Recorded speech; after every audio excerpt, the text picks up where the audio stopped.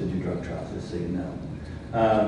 So it's hard to get to conclusions. So therefore, we're immediately turned off by 100% versus 0%. And now we're turned off by 65 patients, and they're divided 10 primary progressive patients. What do you know when you say 10? You know, that. So we were thinking, well, it doesn't, I'm not sure I believe results from this small number.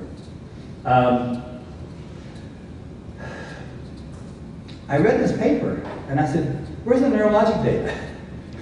You know, I said, well, this is written for vascular surgery, I understand that, but there isn't the specifics of the neurologic data that satisfied me, and I'm sure that didn't satisfy 99.9% of neurologists. And so I kept thinking, well, we'll get the data.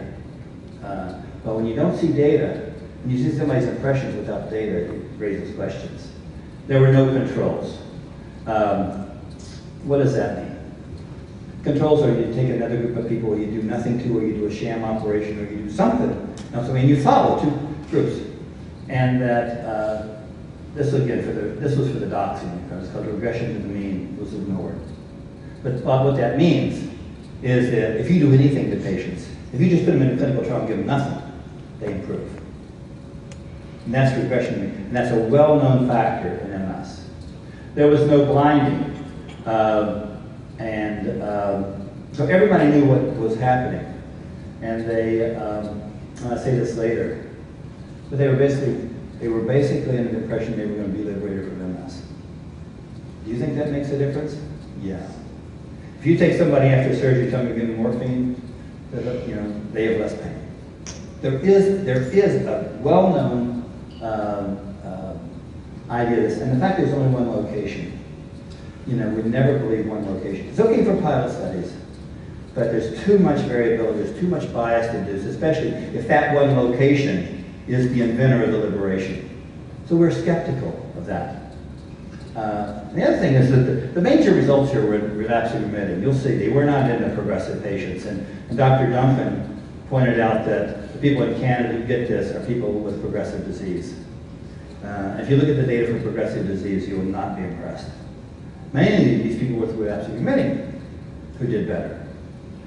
And so what else were they getting? Well, they were all getting disease-modifying therapies, FDA-approved, proven therapies that help MS patients. Okay, so therefore they feel better. How do you know it wasn't from the already proven treatment versus the new intervention? It makes neurologists concerned. All right, again, this is pretty detailed for lay people, but nonetheless, the MS Functional Composite Scale is a test to look at how patients are functioning. It has 3 parts. These parts were not identified. They just don't do that in the neurology world. Now, you know, this is a new vascular surgeon. He doesn't know that. But neurologists want all 3 parts separate. One is walking, one is how the hands work, and one is how you think. And we know that the thinking test, we know that if you do the thinking test once and you get it repeated, you're going to do better, no matter who it is. So there's going to be improvement. And so the question is there more improvement in the treated group than the untreated group? And if you don't have an untreated group, guess what? You could be misled. This test, which was their major disability test, did not show improvement in people with progressive disease. Did you know that? Most people don't. They said everybody got better. And they didn't report the difference between patients who had restenosis versus stenosis. I think that's important because half these people had internal jugular restenosis within the first year. The placebo, we all know as a neurologist that the placebo response is 30 to 40%. And notice I call this a response. People respond to placebo. Their endorphins change, their attitude changes, they can do more. So we know that. So we say, if you're going to do something without controls, it better be really positive because we know that the placebo response is there.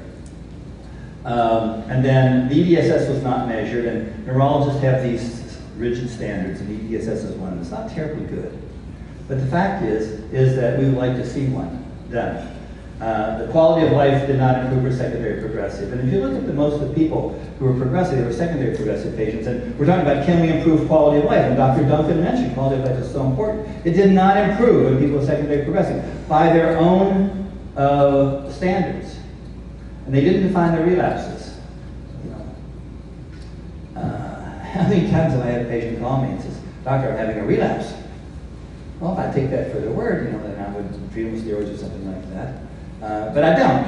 I bring them in and they have a urinary tract infection. Or their husband just left them, or they just lost their job, or all sorts of other things. So we need to define the relapses in all studies. And then the MRI data, which we considered one of the gold standards in saying how it was. These were done very inconsistently at different times, different machines, different people reading them. You know, it doesn't count. So anybody who does this and says that there's an MRI change, and then they combine all the MRI data, that means you're combining people with relapsing many disease having lots of attacks, people with progressive disease having no attacks. You really have to separate those. So as I read this paper, these were my concerns. And I was thinking about this. I reread this paper before I gave this talk. And I was thinking, how did the people do who re-stenosed? How did they do? And is there anything in this paper that tells me, is there different people who re-stenosed versus who had their veins remain open during the whole procedure?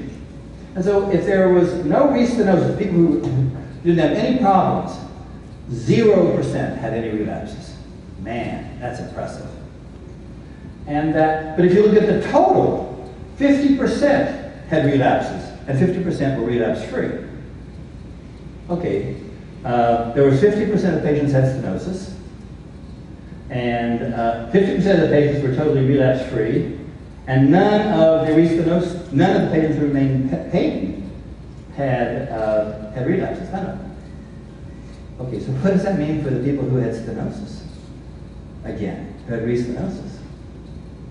Does that mean that all of those? I mean, because if you have 100 patients, you divide them in 50 had restenosis and 50 were patent the whole time, and the 50 that were patent the whole time had no relapses, but 50% had relapses. Who were those people who had relapses? Think about that. Think about that. So therefore, when you're writing up a paper, you talk about the people who had restenosis, or people who had failures in the procedure versus success of the procedures. There's nowhere in that paper that says that. But if the pre-treatment relapse rate was 27% for everybody, and that 50% had no relapses, that means that the relapse rate increased from 27% to 100% of people who restenosed. Wow. That's probably not true. I don't believe it. But what that means, though, is that your chance of having a relapse was 27% before, but if you had restenosis, it was 100%. I've never heard that before. Have you anybody? I haven't. That the 50% of the patients who restenose are in real trouble. And if your chance of restenosis are 50%. So then what happened to those people after they got operated on again? Did they stop having relapses? Until I get those answers. And the paper said they were going to look at this. They haven't yet. It's been over 2 years. I'm not trying to be negative. I'm saying this is a pilot study to stimulate future, more definitive studies. But I would not have this procedure based on what I've just told you. So what are the conclusions? There's no proof of concept. The results were certainly not definitive. However, it's paved the way for better designed studies.